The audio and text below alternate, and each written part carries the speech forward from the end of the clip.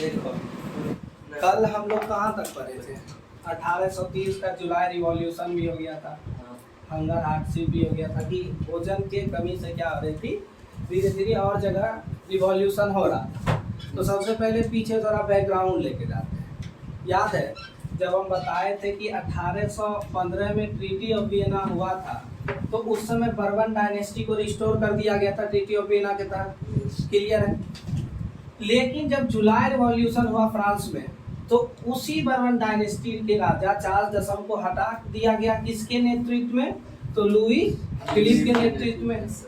और हम पहले ही बताए कि लुई फिलिप जो था राजा था, ठीक था, लेकिन वो जो दूसरे को राजा बनाया शायद पोलिनेक को, वो उतना ज्यादा क्या था, अच्छा राजा था नहीं। विदेश नीति, फॉरेन उसका पॉलिसी अच्छा नहीं था।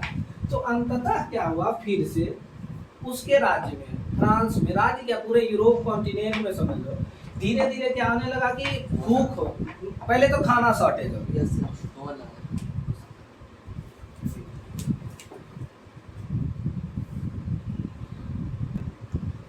हाँ, तो 1815 में ट्रीटी ऑफ वियना की तरफ बर्बन डायनेस्टी क्या हुआ, रिस्टोर हुआ। लेकिन फिर से जुलाई रिवॉल्यूशन 1830 में उसको हटा दिया गया लुई फिलिप के ने। लेकिन धीरे धीरे यूरोप कॉन्टिनेंट में क्या होने लगा ना कि फसल खराब होने लगा। फसल खराब होगा, एग्रीकल्चर सेक्टर पे, प्राइमरी सेक्टर पे असर पड़ेगा। आज भारत का अर्थव्यवस्था, तुम शायद कल गए होगे स्कूल, तो किसी के द्वारा पूछा गया था कि सर अर्थशास्त्र क्या है? ठीक, तो अर्थशास्त्र क्या है? उसी तरह से उसके बाद में उससे पूछा गया तब इस बुक का नाम भारत की अर्थव्यवस्था क्यों रखा गया?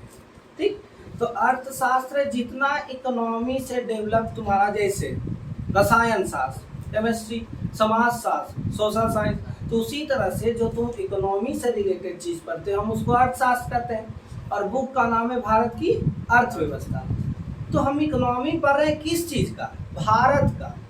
जैसे भारत का नाम है इंडिया, और यहाँ के देश को रहने वाले हम लोग क्या कहते हैं? इंडियन। ग्रीस, ग्रीस के दो लोग को रहने वाले कहते हैं ग्रीक। ठीक, तो उसी तरह से हम किसी एक देश की अर्थव्यवस्था को पढ़ते हैं। तो भारत की अर्थव्यवस्था, उसमें पढ़ोगे प्राइमरी सेक्टर। भारत कृषि प्रधान देश है। अगर आज किसान काम करना छोड़ दे, तुम देखोगे जीडीपी में सबसे ज्यादा जो योगदान है वो कृषि क्षेत्र का रहता है, एग्रीकल्चर से क्षेत्र का रहता है। तो उस तरह से यूरोप में क्या हुआ कि यूरोप में पहले से देखो, यूक्रेन अभी बहुत अच्छा सप्लायर था, कुछ दिन पहले तक वीट का, रसिया सप्लायर था, लेकिन युद्ध होने के बाद वो सप्लाई रुक गया। अब कहते हैं कि सप्लाई बंद हुआ तो क्या वहाँ भुखमरी आएगी? हाँ। बिल्कुल आएगी। उसके साथ साथ यूएसए को भी झटका लगेगा। यूएसए को भी सप्लाई करता था यूक्रेन और ये रसिया मिल करके गेहूं, लेकिन अब क्या होगा? भुखमरी आ जाएगा। अब बाइडेन, समझो बात को, श्रीलंका के प्रधानमंत्री अच्छे थे, राष्ट्रपति, राजपक्षे नाम था उनका, कुछ राष्ट्रपति अच्छा था, लेकिन इन्फ्लेशन धीरे धीरे क्या हो गया? बढ़ गया। इन्फ्लेशन, महंगाई धीरे धीरे क्या हो गया? बढ़ गया। लोगों के पास पैसा का कमी होने लगा। ठीक है, तो वो कभी भी अपने सरकार को पसंद नहीं करेगा। अभी मोदी जी का कल का एक वो आया है रिपोर्ट यूएसए की तरफ से कि मोदी जी तो जो 2014 में मेक इन इंडिया स्कीम लाए, उसके तहत देखो, ये बात नहीं है, हम लोग मेक इन इंडिया स्कीम के तहत बहुत राइज भी किए हैं। आज तुम्हारा एप्पल का आईफोन 14 मैन्युफैक्चर हो रहा है इंडिया में। यूएसए की बहुत बड़ी कंपनी आके यहाँ पर मैन्युफैक्चर कर रही है, लेकिन हमारा बहुत सारा डिफेंस जो इक्विपमेंट है वो कम पड़ जाएगा 2025 तक। क्यों पड़ जाएगा? मेक इन इंडिया स्कीम से। अभी तेजस, हाल में तेजस एक फाइटिंग जेट हुआ था ना लॉन्च। हाँ। तेजस को बनाने वाली कंपनी साल में 8 ही तेजस फाइटर जेट बना सकती है।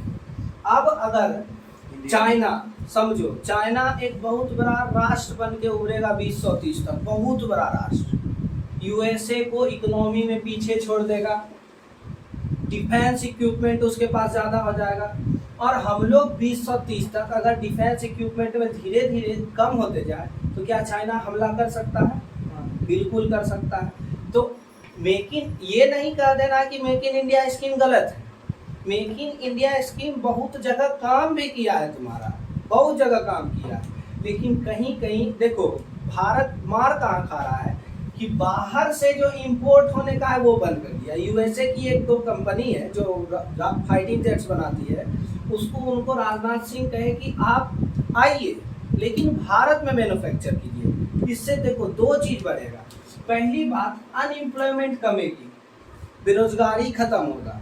अभी बहुत सारा इंजीनियरिंग करके भटकता है, क्या वो एक कंपनी आके अगर भारत में जेट बनाती है, फ्लाइंग जेट, तो क्या यहाँ के इंजीनियर उसमें काम कर सकते हैं? बिल्कुल कर सकते हैं। तुम सिर्फ सामान ला। सबसे पहली बात तो मेरा देखो समझते रहो, टर्शियरी सेक्टर भी मजबूत होगा। टर्शियरी मतलब सेवा का क्षेत्र, सेवा का क्षेत्र रखिए ना, जिसमें लोग सेवा देते हैं, तो इंजीनियर सेवा देगा कौन से सेक्टर में? टर्शियरी सेक्टर में। तो उसी तरह से उन्होंने कहा कि आप आइए और मेरे यहाँ बनाइए, क्या चीज? तो जेट बनाइए, फ्लाइंग जेट, फाइटिंग जेट बनाइए। तो वो मंजूर नहीं हुआ, बोला नहीं हम ऐसा नहीं करेंगे। क्यों? यहाँ आया, यहाँ के लोगों का अनएम्प्लॉयमेंट घटेगा, तो कोई भी देश अपने देश को नीचे आते देखेगा नहीं। ठीक, अभी देखो समझो, होटल में कभी देखे हो तो तुम अपना 1 किलो पनीर लेके जाना, बोला कि भैया बना दीजिए, मेरा 1 किलो पनीर नहीं बनाएगा। वही बोलेगा कि 1 प्लेट पनीर दीजिए, तो फट से 120 रुपया प्लेट ला के देगा। काहे? 250 ग्राम पनीर लगा है, दाम कितना है? 120। और तुम अपने से पनीर खरीद के लेकर जाके देखो, चिकन का दाम अभी कितना है? 150 रुपया किलो। होटल में खाने जाएगा 150 रुपया में 4 पीस देगा। तुम वही 150 रुपया का एक मुर्गा खरीद के ले जाके दे दो, होटल में उन्हें बना के देगा। काहे? उसको यहाँ घाटा लगेगा। ठीक उसी तरह से यूएसए की कंपनी अगर यहाँ आकर मैन्युफैक्चर करती है तो उसको घाटा लगेगा, और अगर वो डायरेक्ट जेट बेचता है तो उसको फायदा। तो वो कंपनी कभी भी यहाँ करके बनाएगी नहीं। तो उसी तरह से क्या हुआ था वहाँ पर यूरोप में कि धीरे धीरे बेरोजगारी बढ़ी, भूखमरी आया, फसल खराब हुआ।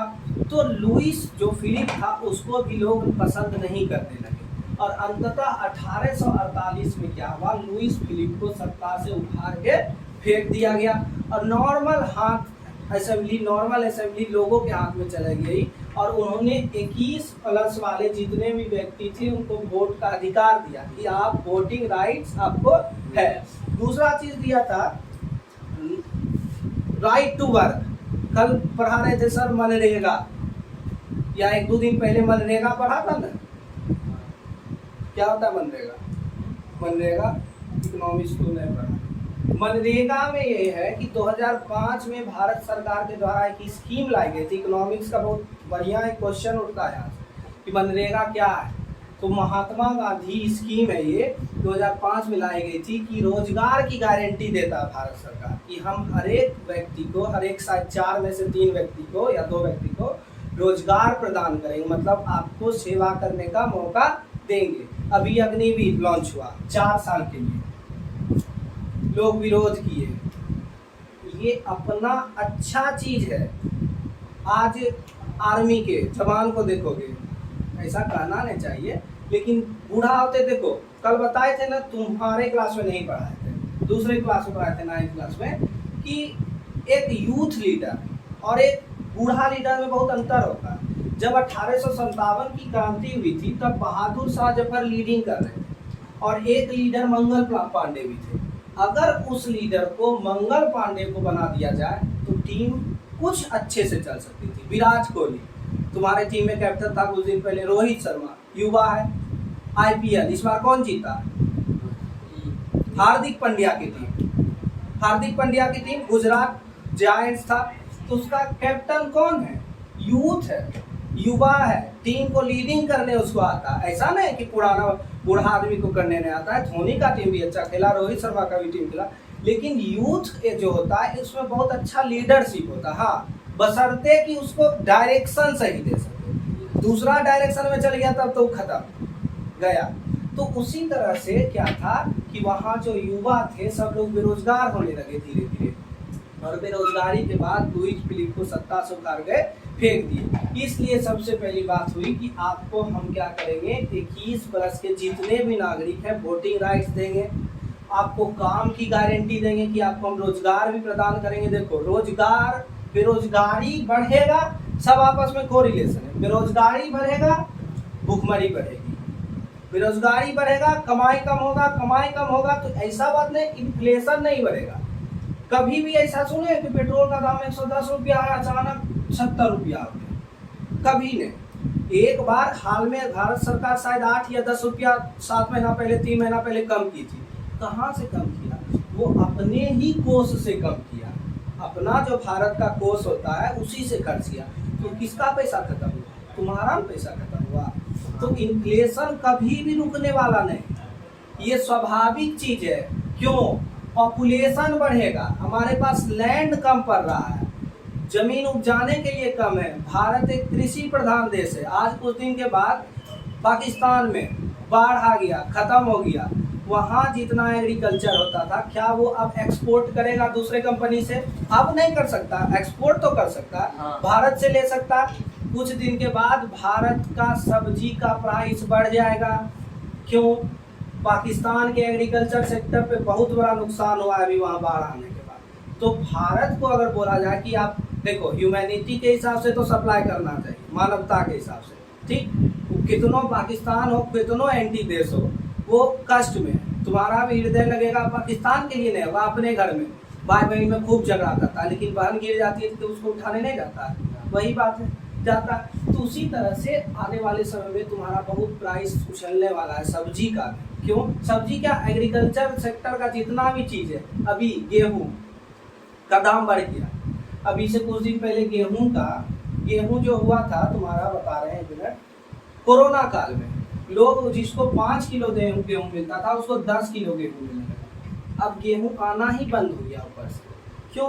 ये गेहूँ दिया कहाँ से?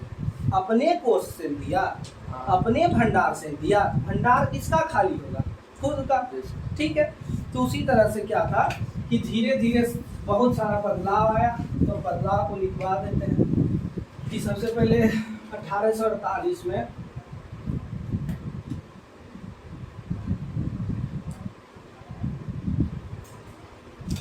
पेरिस में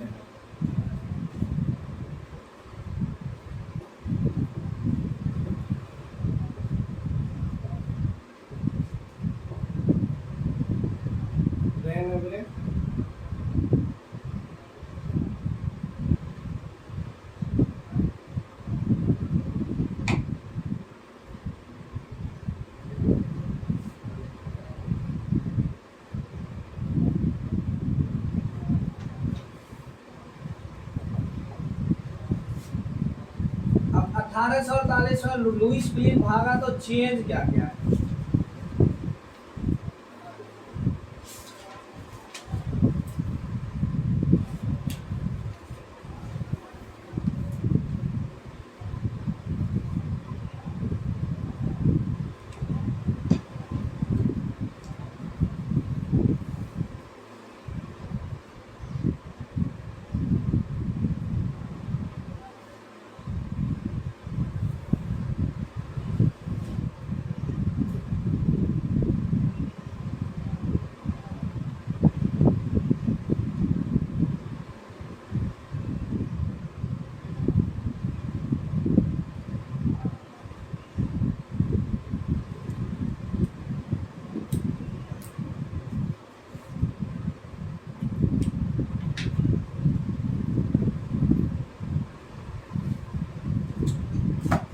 लुईस फिलिप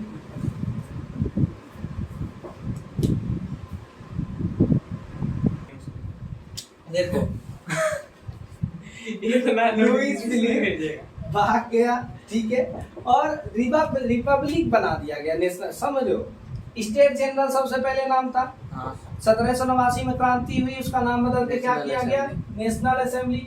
अब जो क्रांति हुई वो एक रिपब्लिक बन गया। रिपब्लिक मतलब गणतंत्र। डेमोक्रेसी और रिपब्लिक में अंतर है, ठीक। रिपब्लिक हो गया तुम्हारा छोटे छोटे गणराज्यों से मिलकर एक गणतंत्र, गणतांत्रिक देश बनता है, ठीक है। और लोकतंत्र, डेमोक्रेसी, कोई सीमित परिभाषा नहीं है। जैसे हम लोग पढ़ते हैं ना ओम्स लॉ कि V is directly proportional to I at constant temperature। लेकिन ऐसा लोकतंत्र का, डेमोक्रेसी का कोई सटीक परिभाषा नहीं है। क्यों? ये भी बताते हैं। भारत एक लोकतांत्रिक देश है ना? हाँ। लोकतंत्र मतलब कि जनता के द्वारा चुनी गई सरकार और जनता के पक्ष में और जनता के लिए काम करे। अभी आपके मुख्यमंत्री जी जनता के लिए काम कर रहे हैं या कुर्सी के लिए काम कर रहे हैं? कुर्सी। क्या एक लोकतांत्रिक देश हुआ? नहीं। पाकिस्तान में 2002 या 2000 में एक मिलिट्री के जनरल वो थे, वो तख्ता पलट करके खुद राष्ट्रपति बन गए। राष्ट्रपति बनने के बाद संविधान भी चेंज कर दिया कि हमको राष्ट्रपति को वो अधिकार है कि किसी भी मंत्रिमंडल को भंग कर दिया जाएगा। अगर लगे कि मंत्रिमंडल ठीक से नहीं चल रहा है तो हम क्या कर देंगे, उसको भंग कर देंगे। और क्या कर दिया कि वो जनमत संग्रह करवा के, प्लेबिसाइट्स करवा के खुद क्या कर दिए, वो 5 साल का अपना कार्यकाल बढ़ा दिए। नया चुनाव आया, नया प्रधानमंत्री आया, अब उसके विपक्ष में भी प्रधानमंत्री आएगा तो छटपट करने से बचेगा वो। काहे? राष्ट्रपति के पास ये अधिकार है कि वो सरकार को भंग कर सकता है, तो उसके विरोध में कभी भी बोलेगा नहीं। तो लोकतंत्र हुआ यहाँ पे? नहीं, लोकतंत्र नहीं हुआ, लोकतंत्र नहीं हुआ, कहने का लोकतंत्र हो गया सिर्फ। तो उसी तरह से रिपब्लिक बना, गणतंत्र बना। यहाँ पर अब आता है कि वोटिंग राइट्स दिया गया। गणतांत्रिक देश है, सबको वोटिंग राइट्स होता है। तो 21 से ज्यादा, अब समझो, यहाँ पे भी वोमेन को नहीं दिया गया, औरतों को वोटिंग राइट्स नहीं दिया गया। ठीक, तो क्या ये ठीक से रिपब्लिक या लोकतांत्रिक देश बना? यही सब समझने वाला है आपस में। इसलिए हम पहले बता दिए कि लोकतंत्र का कोई सटीक परिभाषा नहीं है। जैसे हम लोग ओम्स लॉ में पढ़ते हैं कि पोटेंशियल डिफरेंस जो है डायरेक्टली प्रोपोर्शनल है करंट के एट अ कांस्टेंट टेम्परेचर। तापमान जब समान रहे तब इन्हें की एक बार 40 डिग्री सेल्सियस कर दो, एक बार 400 डिग्री सेल्सियस कर दो। 400 डिग्री सेल्सियस करेगा तो रेसिस्टेंस घट जाएगा तुम्हारा, सीधी सी बात है। अब आता है कि the right to work has guaranteed, काम का अधिकार दिया गया। सबको क्या किया गया कि हम आपको काम का अधिकार देंगे। क्यों देंगे? इंडस्ट्रियलाइजेशन हो रहा था, नई नई फैक्ट्रियां बन रही थी, तो स्वाभाविक है वहाँ पर लोगों का को क्या होगा, जरूरी होगा, और लोग का जरूरी है मतलब काम की गारंटी होगी। अभी तेजस्वी प्रताप जी क्या बोले थे, नोट हो गया है ना?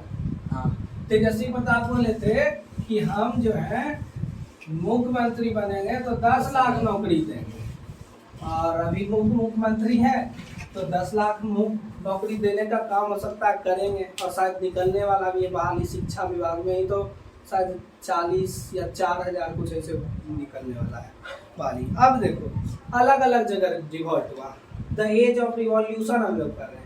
पहला रिवॉल्यूशन फ्रेंच में 1830 में, फ्रांस जब छींकता है तो पूरे यूरोप को सर्दी हो जाती है। मेटरनिक कहते 1831 में, उसी के द्वारा ब्रुसेल्स में बेल्जियम को यूनाइटेड किंगडम ऑफ नीदरलैंड से अलग कर दिया गया।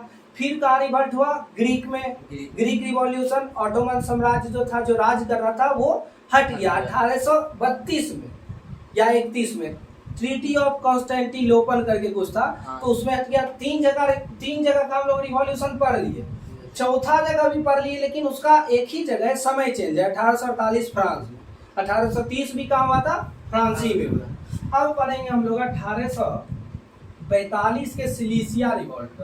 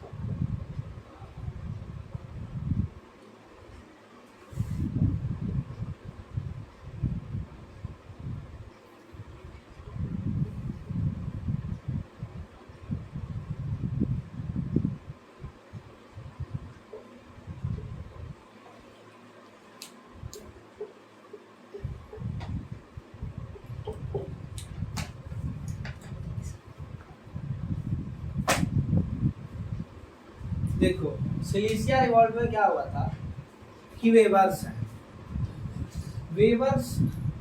ऐसे सेवा का क्षेत्र है, ये सेवा कर रहे हैं, टर्शियरी सेक्टर है। लेकिन अगर सही में देखा जाए तो ये प्राइमरी सेक्टर है। किसान सेवा कर रहे हैं देश की, लेकिन कौन से सेक्टर में कर रहे हैं? प्राइमरी में, खेती कर रहे हैं। वेवर्स मतलब होता है जो सूत की कटाई बुनाई वो सब करते हैं, वही, वो तो प्राइमरी सेक्टर में काम कर रहे हैं। और किसके द्वारा हुआ है? तो कॉन्ट्रैक्टर के द्वारा, कॉन्ट्रैक्टर के अगेंस्ट में रिवॉल्ट हुआ। वहां पर क्यों हुआ कॉन्ट्रैक्टर के रिवॉल्ट में? ये जो है, पहली बात तो इसको लोड ज्यादा पड़ता था। इंग्लैंड में इंडस्ट्रियलाइजेशन हुआ, वहां से कंपनियां मंगा रही है कि आप सूत बना के दीजिए, धागा बना के दीजिए, पॉलीमर पढ़े होगे, पॉलीमर पढ़े हो ना कार्बन कंपाउंड में? हाँ, वो तो ऐसे मैथ्स में पॉलिनोमियल है, मैथ्स में पॉलिनोमियल है। चलो कोई बात नहीं। पॉली मतलब होता है मोनोमियल, बाइनोमियल, ट्राइनोमियल, पॉलिनोमियल, ठीक है। तो उसी तरह से ऐसे इसका कोई काम नहीं है कि वेवर्स जो थे वो उसके अंदर में काम करते थे, ठीक। अब सबसे पहली बात, आप उससे काम ज्यादा करवाइएगा तो वेतन भी बढ़ाइएगा। हाँ। वेतन बढ़ाने के बजाय ये क्या कर दिया? घटा दिया। तो वेवर्स को आ गया गुस्सा, उसमें से 25-30 वो जो थे वेवर्स दौड़ा दिए उसको, उसका जो घर उर था सब तोड़ता दिया, आग ताग लगा दिया।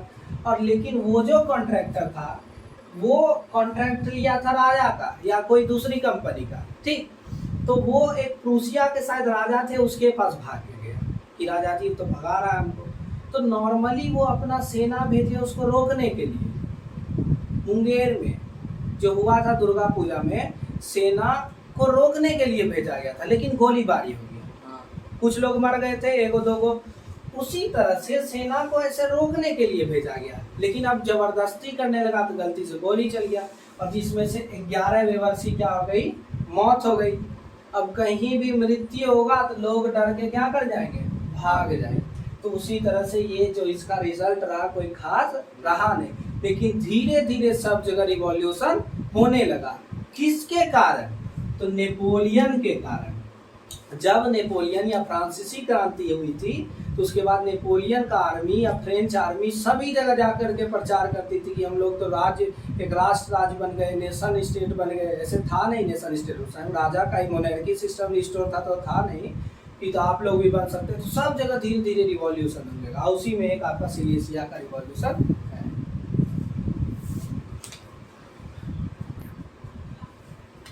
देखो अब अलग अलग रिवॉल्यूशन हुआ, तो लिबरल के भी द्वारा रिवॉल्यूशन, ये सब लोग अलग अलग जगह के थे। तो लिबरलिज्म के द्वारा जो तुम्हारा हुआ, तो revolution of the liberalism,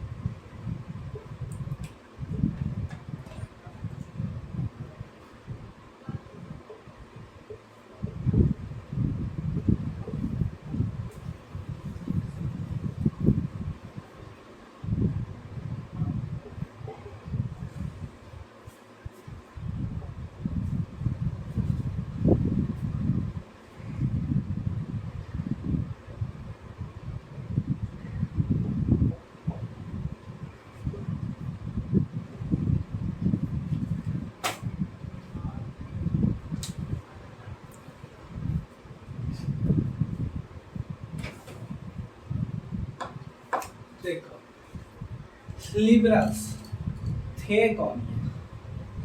middle class. Middle class मतलब एजुकेटेड, पढ़े लिखे लोग। पढ़े लिखे लोग मतलब उसको एक राज्य तो चाहिए, समझो बात को, यहाँ पर एक क्या लिखा हुआ है, नेशन स्टेट, राष्ट्र राज्य। भारत को कहीं भी कंट्री नहीं कहा गया है तुम्हारे कॉन्स्टिट्यूशन में। पॉलिटी है, लक्ष्मीकांत का उठा के देख लो, कहीं पर भी इसको कंट्री नहीं कहा गया, एक राज्य कहा गया। तो उसी तरह से ये लोग राष्ट्र राज्य की मांग कर रहे थे। कौन? तो लिबरल, पढ़े लिखे लोग, मिडिल क्लास लोग। और आता है कि the revolution was lead by the educated middle class, पढ़े लिखे वो भी मिडिल क्लास। ऐसा नहीं है कि बड़े लोग में पढ़े लिखे नहीं है, इसमें भी पढ़े लिखे, लेकिन ये मिडिल क्लास के द्वारा लीड किया जाता है। और ये जो मांग कर रहे थे, ये पार्लियामेंट्री प्रिंसिपल्स का मांग कर रहे थे। याद करो 1789 की क्रांति के बाद वहां पर जब नेपोलियन आया तो कुछ तो छूट दिया, लेकिन वो राजा बन के रहा। और एक राजा और एक सरकार में कभी भी अंतर होगा, क्योंकि सरकार अभी 543 सीट है, 42 और एक मनोनीत लोकसभा में, है ना। अगर सिर्फ मोदी जी वहां रहते तो मोदी जी अपने हिसाब से काम करते। मेरा जो मन होगा, मन किया सिंधु नदी का पानी अपने तरफ मोड़ लो, पाकिस्तान को घुसने दो। अभी तुम्हारे विश्व में यूएन नहीं रहता, यूनाइटेड नेशन नहीं रहता, तो सब देश अपना मन मर्जी करता, जो करने का रहता वो करता। तो किसी भी देश की जब सरकार रहती है तो उसका चलने का व्यवस्था अलग रहता है। आज कल वाला स्टेटमेंट जो बताए, जो एक रिपोर्ट पब्लिश हुआ है कि आने वाले 2030 तक इंडिया मिलिट्री इक्विपमेंट में कमी आ जाएगी। अब उस पे एक ओवैसी जी कमेंट किए हैं, ट्विटर पे ट्वीट किए मोदी जी को कि आप तब तो भारत का इक्विपमेंट कम हो जाएगा, तो आप अब इसमें मुगल को दोषी नहीं ठहराए। समझने वाली बात है। आप कटाक्ष कर सकते हैं, राइट टू स्पीच है, बोलने का अधिकार है, लेकिन बोलने का अधिकार ऐसा नहीं है कि आप कुछ बोलें। यहाँ पर मुगल का मेंशन होना कोई जरूरी था? कोई जरूरी नहीं था मुगल का मेंशन। और कहते कहते कह दिए कि इसमें मुगल को दोषी नहीं ठहराएंगे, कोई जरूरत नहीं है यहाँ पर इस चीज का। तो उसी तरह से जो पढ़े लिखे लोग रहते हैं वो समझदार वाला बोली बोलते हैं। पुष्पम प्रिया, कुछ दिन पहले याद है बिहार के लोग विधानसभा चुनाव में एक लड़की आई थी पुष्पम प्रिया, नहीं याद है? सर्च करो, गूगल करो जल्दी। ब्रिटेन से, इंग्लैंड से पढ़ के आई थी, यहाँ मुख्यमंत्री का चुनाव लड़ रही थी, लेकिन हार गई।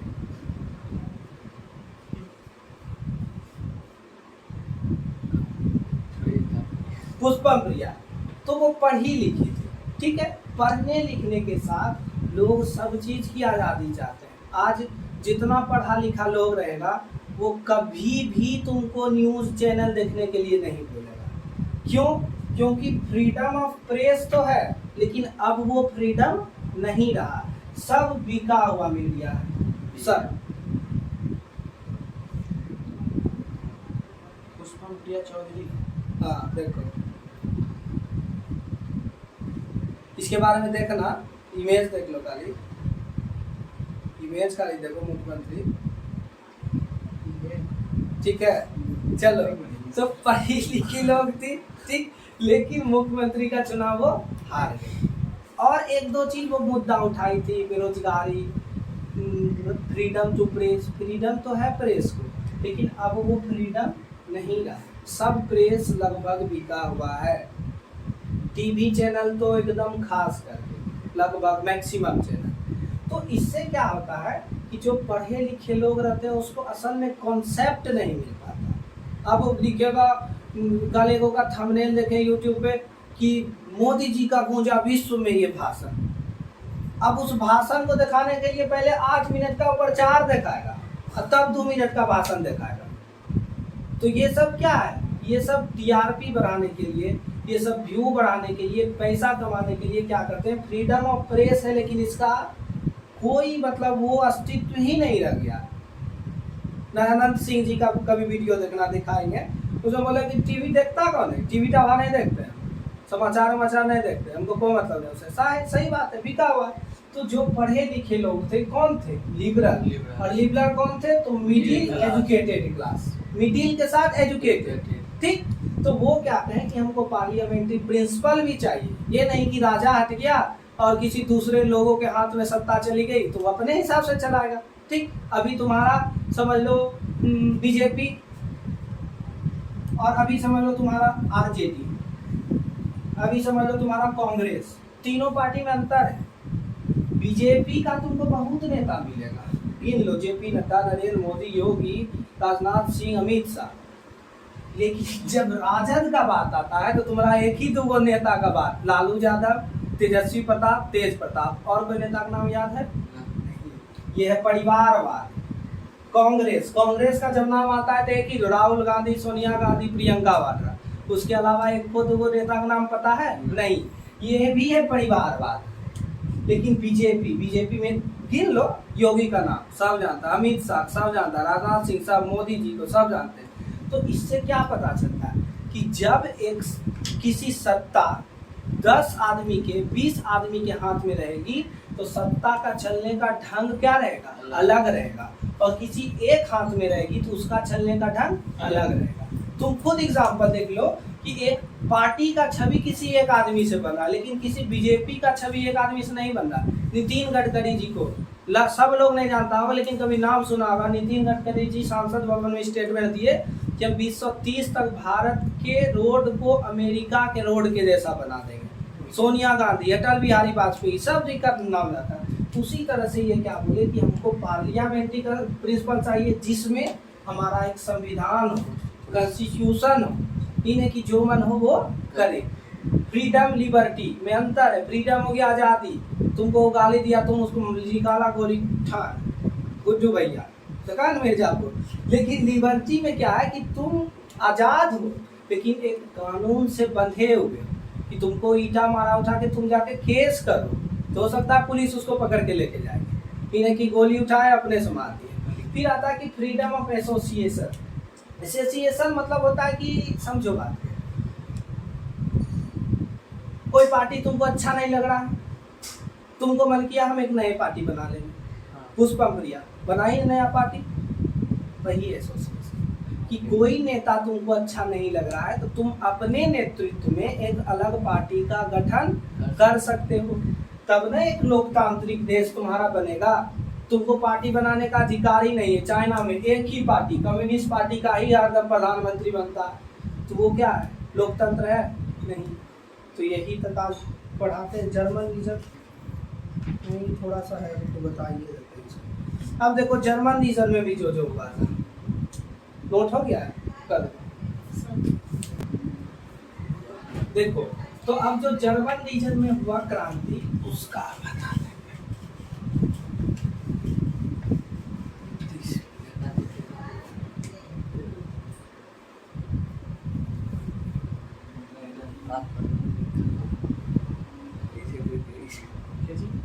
पासवर्ड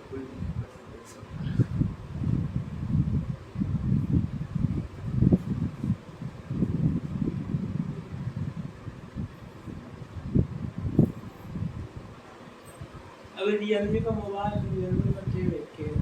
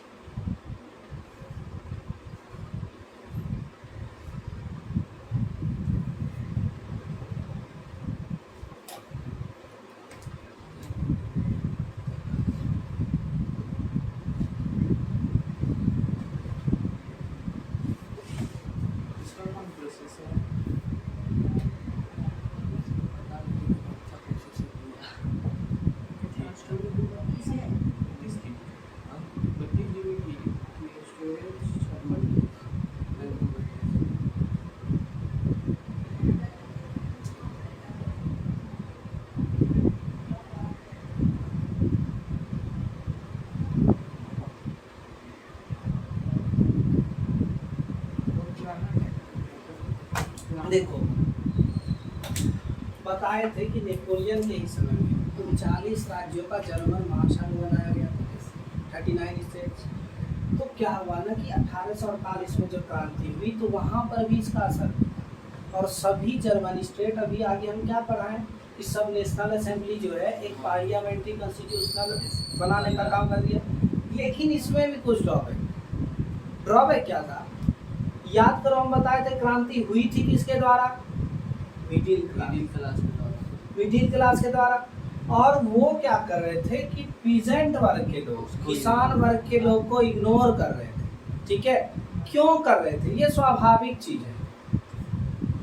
दाल 20 रुपया केजी और जो तुम्हारा मिडिल क्लास आदमी है जो सप्लाई कर रहा है दूसरे जगह वो 40 रुपया केजी बेच रहा है, तो वो तो चाहेगा कि ये 20 के जगह हमको 18 पे दे दे तो और हम पैसा कमा लेंगे 22 रुपया पर किलो पे।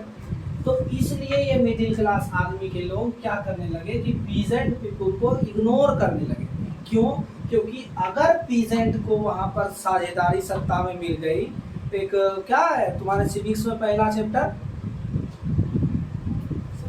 पावर शेयरिंग, सत्ता की साझेदारी। उस सत्ता की साझेदारी में अगर किसान वर्ग के लोगों को मौका मिल गया तो वो पार्लियामेंट में क्या करेंगे, किसान के मुद्दे को भी उठाएंगे।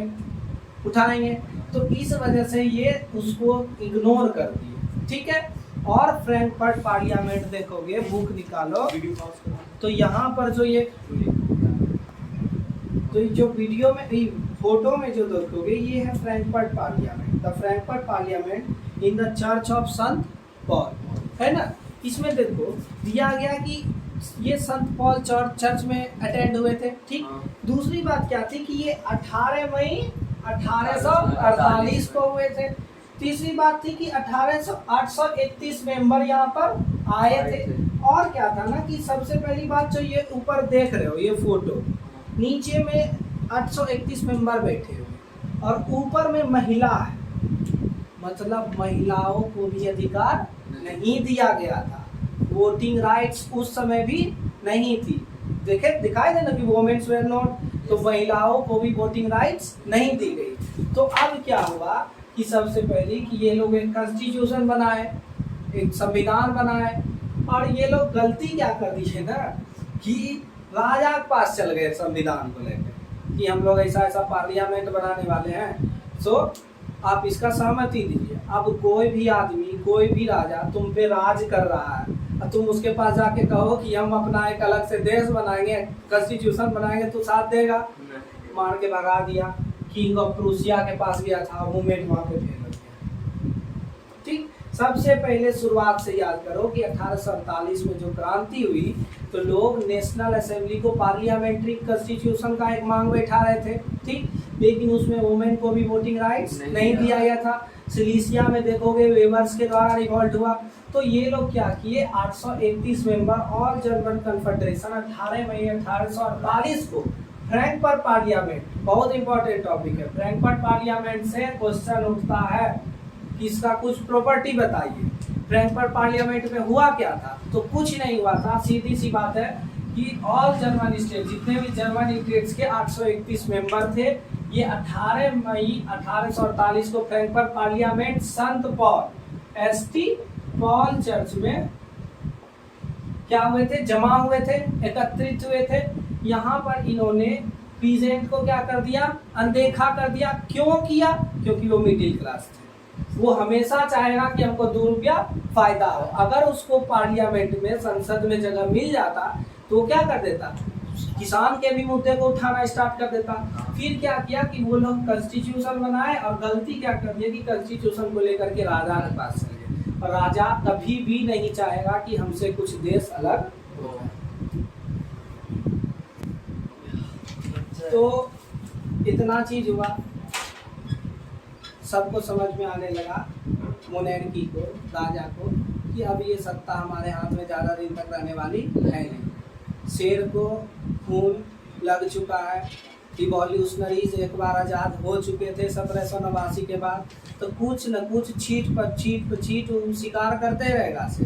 तो उसी तरह से देखोगे 1830 में क्रांति हो गई, 1848 में क्रांति हो गई, 1848 से कुछ याद आ रहा?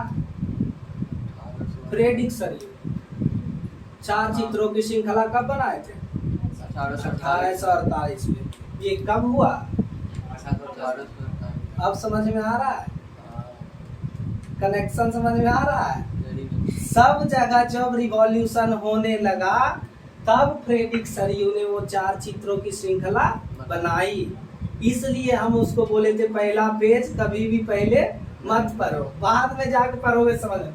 कहाँ का रिवॉल्यूशन हुआ याद है ना? 1830 में फ्रांस, ब्रुसेल्स, बेल्जियम अलग हो गया, फिर से ग्रीक रिवॉल्यूशन हुआ, अलग अलग जगह रिवॉल्यूशन हुआ। तब वो क्या किए कि सोचे कि नहीं, अब सब देश ये चाह रहा है कि हम लोग एक राष्ट्र राज्य बने, और तब वो यूटोपिया 4 चित्रों की श्रृंखला 1848 में बनाए थे। समझ में आया? काहे ने बोले थे पहला पेज पढ़ने? देखो तो अब कुछ चेंज क्या है? अब 1 2 पॉइंट और है, उसको लिख लो।